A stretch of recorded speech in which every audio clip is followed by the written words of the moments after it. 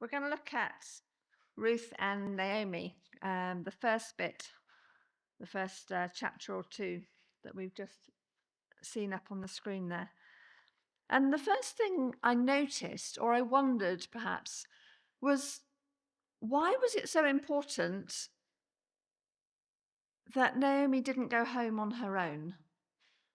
Why were Ruth and Orpah insistent that no, they're staying with Naomi? It didn't make sense to me. And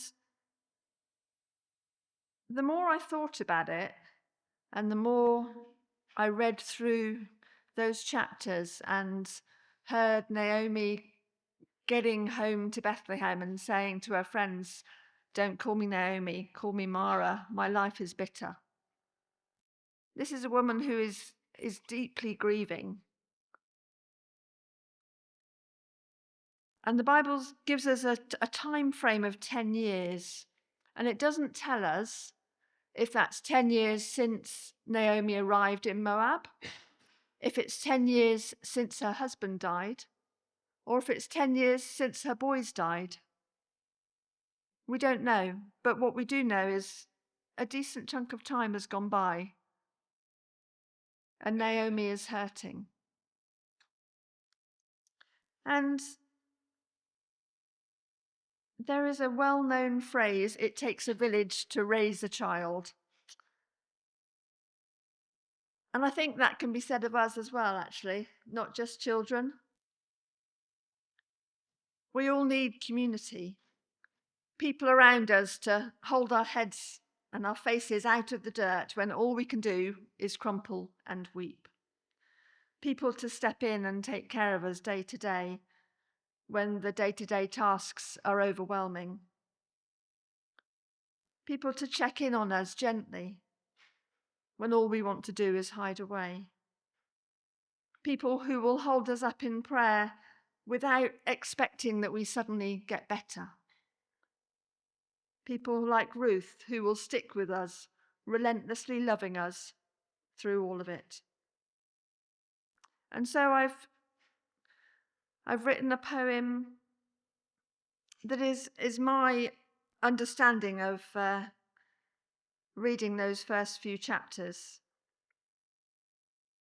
So this is a poem from Ruth's side of the story. Lost in your grief, too much pain in the way. You asked me to leave, but I begged you to stay. Together we've journeyed these years, just as three. You asked me to leave, but you still needed me. Connected in sorrow, our husbands all gone. You asked me to leave, but I'm scared that you're wrong. The journey before you is too much to bear. You asked me to leave, but how will you get there? Like the shawl of your widowhood wrapping your frame, your heart's in a dark place. This isn't a game.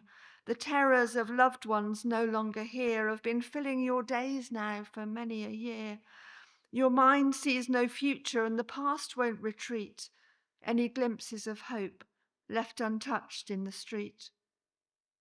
Why should I abandon you? Simply because the journey is long and you don't want a fuss. You've considered my need, and that's left me inspired, but none of us make the best choices when tired. You don't have the energy to wash day to day. Your grief has consumed you and locked you away. I barely remember the person you were back when vows of eternity rang through the earth. You'd so much to live for back there in the day. Promise of grandchildren soon on the way. And yet there was never a baby to hold. Those dreams, yours and mine, left outside in the cold. Celebrations soon ended and time dragged away any reason to hope in a new, brighter day. So how can I leave you alone with your fears? I've dressed and respected you all of these years. Your burdens are heavy, your heart, like a stone, is sinking, unthinking, a perpetual groan. No, I won't leave you now for the mother who birthed me. I'll stay by your side and together we'll journey. I'll hope that united once more with your friends, there might be a glimpse of Naomi again. Too long you've been bitter and not known your name, and I'm desperately hoping that something will change. Maybe back in your homeland, your people and God will successfully carry you out of the dark. So I'll stay by your side and help shoulder the load, whatever it takes, till your story is told. Your God will be my God. I'll not let you down. I'll stay the duration till you're back in the town. Lost in your grief, too much pain in the way. You asked me to leave, but I'll not go away.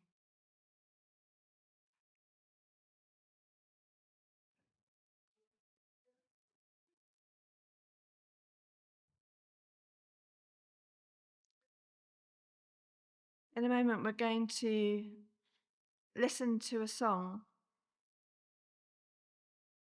Come As You Are.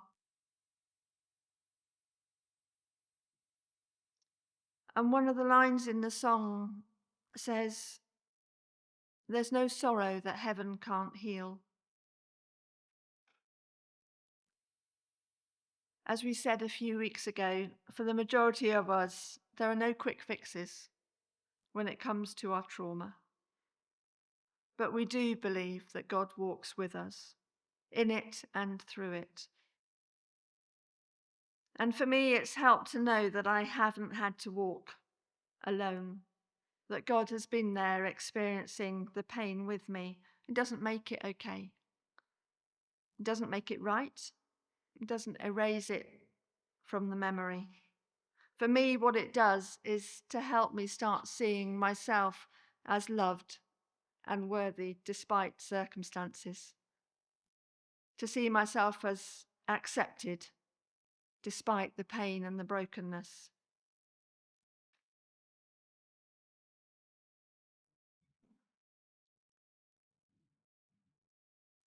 So we come as we are to God, longing that He would help us change little bits so that we can keep going.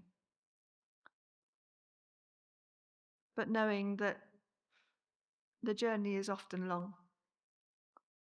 we don't make it alone.